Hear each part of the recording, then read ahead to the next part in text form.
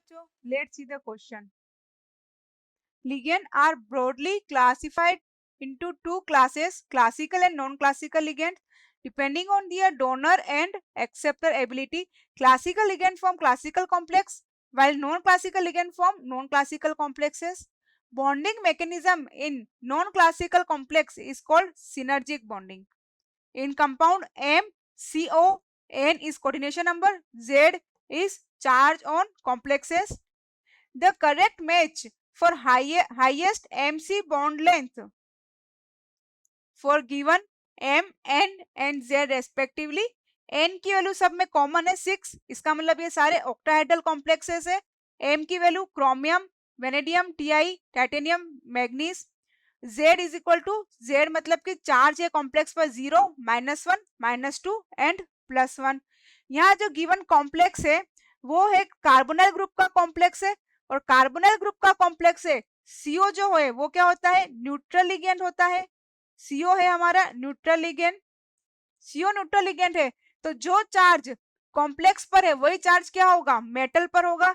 तो कॉम्प्लेक्स पे मेटल की oxidation number is equal to Z. क्योंकि कार्बोनाइल क्या है, न्यूट्रल है, तो जो मेटल पे चार्ज है वो क्या होगा, कोऑर्डिनेशन. जो इसका Z है वही क्या होगा, मेटल का ऑक्सीडेशन नंबर भी होगा. तो यहाँ पर क्वेश्चन में हमें दिया हुआ है MC बॉन्ड लेंथ सबसे हाईएस्ट किसकी होगी, ये पूछा गया है. लिगेंड मेटल और लिगेंड है, तो लिगेंड क्या करता है, अपने लोन पेयर मेटल को ट्रांसफर करता है. लिगेंड के पास या तो पाई स्टार मतलब कि एंटीबॉन्डिंग पाई एंटीबॉन्डिंग ऑर्बिटल या फिर डी ऑर्बिटल प्रेजेंट होता है, और मेटल के पास इलेक्ट्रॉन प्रेजेंट होते हैं. तो ये क्या करता है, इसके वेकेंट ऑर्बिटल में ट्रांसफर कर वेकेंट ऑर्बिटल में ट्रांसफर करता है.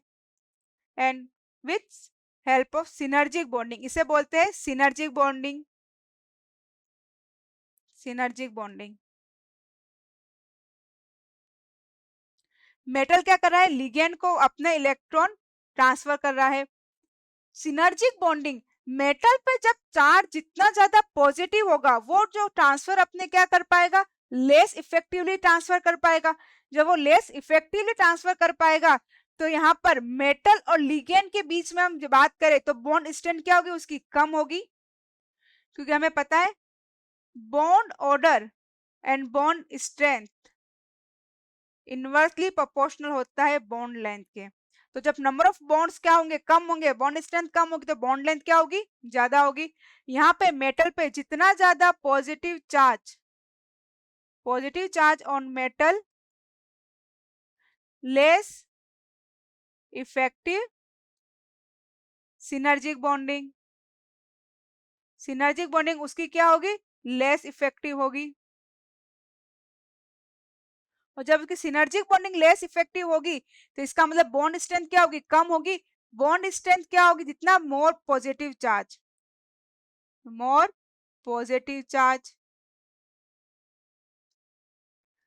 बॉन्ड स्ट्रेंथ क्या होगी, उसकी कम होगी.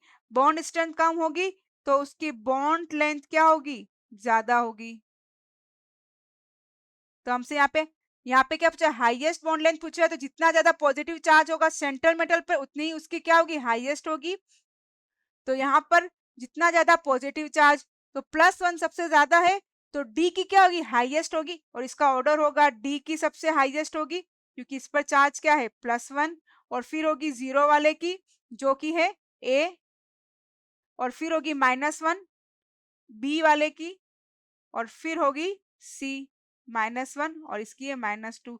ये ऑर्डर है बॉन्ड लेंथ का.